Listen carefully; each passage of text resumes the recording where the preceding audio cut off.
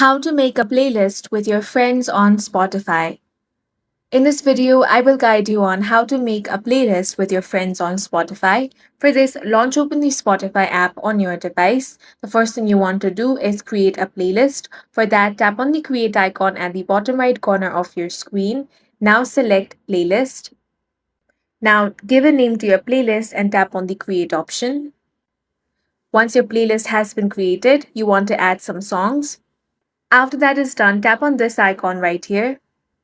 Now you can invite your friends to join your playlist. You can use the social media apps such as WhatsApp or Snapchat, or simply copy this link and paste it.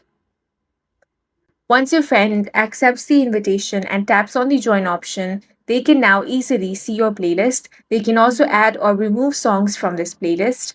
And in this way, you can make a playlist with your friends on Spotify. And that's it for this video. If you found it useful, make sure to hit the like button and subscribe for more videos like this.